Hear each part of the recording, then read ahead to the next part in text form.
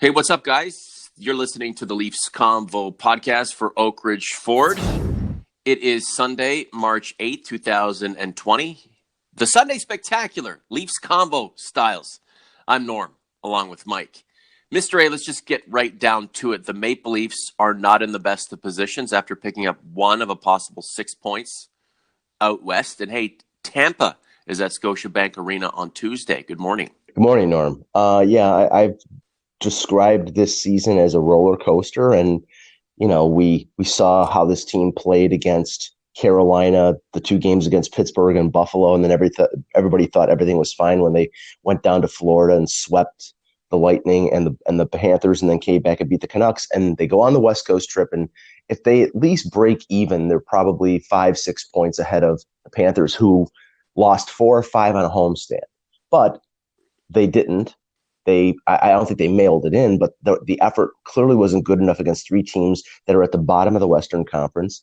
And now you lift up your head on March 7th or March 8th, and this team is 3 points ahead of the Panthers. The Panthers have a game in hand, and this is a race. It's going to be a race the next 3 weeks to find out who's going to make the playoffs and who's going to miss. How are you feeling in your gut after the road trip, and with 13 games between now and the end of the regular season? The Leafs are not home and cooled. They can't mail it in. How is your gut feeling about what just happened, and more importantly, what's to come? Well, I mean, I don't think any Leaf fan out there can be confident in what this team can do, because you don't know. It changes by the day, and that's the infuriating thing. I'm writing something today for Hockey Buzz, and there was a movie called Extremely Loud and Incredibly Close a few years ago, and my title of my blog is Extremely Flawed and Incredibly Frustrating, because that's what this team is. I mean, they have all the talent in the world. The four key players, the 4 forwards, the $40 million boys, are all having good years, but the problem is they're not getting a lot out of their depth forwards. They've had injuries, and their defense has been pitiful. Now, you can sign off on the fact that Riley's been out for a couple months. They lost CC. They've lost Muzzin a couple times. Injuries are going to happen, but we're not talking about just the blue line. We're talking about the team defense, and we saw a perfect example of what is going on with this team in the 2 games against LA and Anaheim. LA and Anaheim played, close to the vest. The Leafs decided they were going to try to play a road game and at least get a point. They did in Los Angeles, but they had an opportunity to get 2 points if they just scored 1 goal. This team, when they devote themselves to playing defensively, they can't produce offensively. So there's no two-way ability with this team. It's either all or nothing. It's either the Flying Wallendas or a team that can't even, I mean, they had offensive chances, and Quick and John Gibson and Ryan Miller made saves. But I'm saying it's nowhere close to the team that is second in the NHL in scoring. And that's the infuriating thing. This team cannot play at both ends of the ice at the same time. And that's a recipe for disaster. The Flying Wallendas, Mike, you've been hanging out on Clifton Hill too much. There you go. There I go. This is the Leafs Convo podcast for Oakridge Ford. Check out Community. Nice bottle of something in honor of Davey Keon. Get involved in Community by leaving your comments, lots of likes. If you are a partaker in our discussion on a constant basis and you haven't hit the subscribe button yet, why don't you do so? You keep coming back. The subscription means a lot to us, but it's going to be very valuable to you, especially with the days and weeks ahead leading up to the playoffs and hopefully a playoff run for the Maple Leafs, because we will be producing content big time. The Leafs gave up 6 regulation goals over the 3 games out west. They did not score too much. Do you think this is just part of an urgent process, battening down the hatches defensively, and if they can just continue to do this, they'll be able to augment the new defensive style of play with the offensive touches they need? Just give it a little bit more time, but it has to happen quick. I don't think that they're going to maintain this close to the vest approach, because they didn't win with it.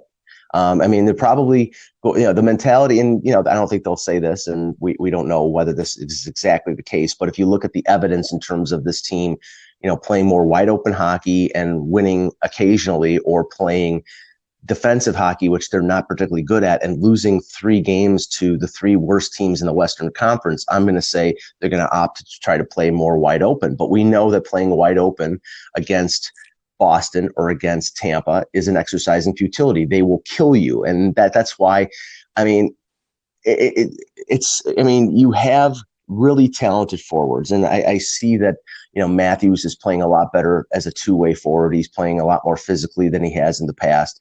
Nylander is stronger. He scored his 30th goal against Anaheim. Marner made that unbelievable goal in San Jose. And, I think Tavares has had a little bit of an up and down year, but he's still a great player. Mm-hmm. The problem is, and guys like Zach Hyman, he's having a career year, but it's the entire team. It's not a individual situation where we need one player or 2 players to step up.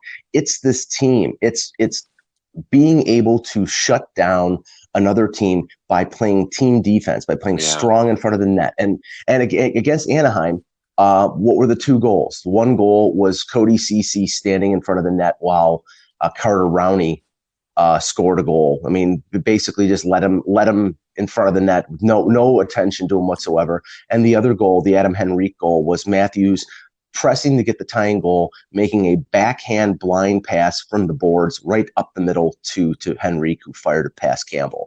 And those things can't happen. And especially those things can't happen when a team is limited in terms of how much goal scoring they're getting because their power play is not working and they're not having any hunting luck, which they didn't on the California trip. Why are you committing these errors at this point of the season with this much at stake? I'm exasperated, Mike. I know you are.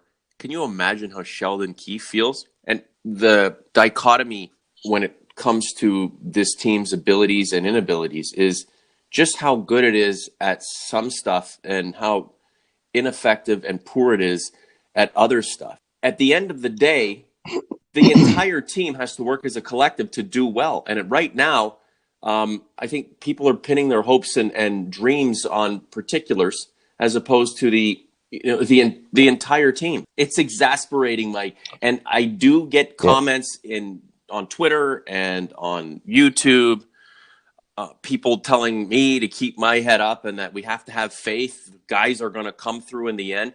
Nothing that this team has done this season would lead you to believe that this team will come through in the end. With 13 games to go, it is tenuous at best. And you're starting to see some other teams, knowing the playoffs are on the horizon, ramp it up. I wish the Leafs were one of them. And for as much as we hope that they can somehow catch lightning in a bottle and pull a rabbit out of their hat, the pattern does not suggest that's going to happen. If I'm eating crow in May, I will eat the whole effing crow. But you tell me why I should feel more positive than I do right now. Yeah, no, I mean, I don't think there's any reason for positivity right now. I mean, I look at this team, and like I said, it's like they're a roller coaster where they at the absolute lowest of the low, losing to the Zamboni driver a couple Saturdays ago, and then following that up with 3 victories, putting themselves in a position where if they just play decent hockey, they make the playoffs. And now they get one of a possible 6 in California. Now, it's very possible they come home, they beat Tampa, they beat Nashville, they go into Boston, go into TD Garden and beat the Bruins. That's how infuriating this team is. But the problem is, if they don't do that, and Florida has, I mean, this is not a race for third place. It's sort of a turtle crawl because Florida has been as incompetent as the Leafs have. They've been consistently incompetent. They had a 5-game home streak and they lost 4 or 5, but they got 2 overtime or shootout loser points and then a win against Montreal on Saturday. So they got 4 points out of 10 possible. The Leafs got 1 of a possible 6. They've got a game in hand. They use that up against St. Louis, I think either tomorrow or Tuesday. That'll be a tough game, and I'm sure the Leafs are going to be rooting for the Blues. The Leafs can't depend on the Blues or other teams to prevent the Panthers from earning points. They've got to go out and win these points. And right now, it sounds like Morgan Riley is on the verge of coming back, probably Tuesday or Thursday. maybe they're rushing him back because they realize how bad their defense is. But a Morgan Riley at 75 or 80% is not going to be the difference between this team making or missing the playoffs. It's going to be everybody stepping up and doing the right thing. And right now, I don't have any confidence that they can do that. Yeah, they're in the same group as Pittsburgh, Dallas, teams third in their division, sputtering right now. Where the hell have the Flyers come from, Mike? Yeah, I mean, I know some of my compatriots that I do other podcasts with or cover the Flyers, and they don't think that the Flyers are for real in terms of playing as good as they are playing right now. They're hot. They're 9 in a row, their man. schedules. 9 in a row, plus I know, 38. This is the right time to get going, I guess. Right. But there are people in Philadelphia who think they're as good as the Penguins and the Capitals. And I'm like, you know what? I hope the people in my fantasy hockey pool think that. Let them take the Flyers because they'll be out in the first round, and I'll take Penguins and Capitals. You're so definitive. The Flyers are out in the first round. Mike, are the Leafs out in the first round, or will they even make the first round? At this point, I would say they barely make it, but I don't have confidence that they're going to beat Tampa Bay, who they're probably going to play. But stranger things have happened, so we'll see. I think they have a better chance against Tampa Bay than they do against Boston, and not just because of the history, Leafs versus Bruins in the postseason. Well, there's some of that, a lot of that, but Tampa can go to sleep. There isn't the stigma there. There isn't that inferiority complex with Tampa. If it's Boston, there's just so much more than the game at stake, and we haven't seen anything to this point that would lead us to believe the Leafs are there standing at the gate waiting to bust it down and make a huge run. OG's Converse, if you think we're being too negative, Debbie Downers, who returned to SNL last night, by the way, it was great. Let us know inside the comment section below this post on YouTube, or go to community. Check out the ST, Davey Keon's bottle of whatever the hell it is, and the GT500 is coming. That's going to be a lot of fun as well. Mike, have a good one.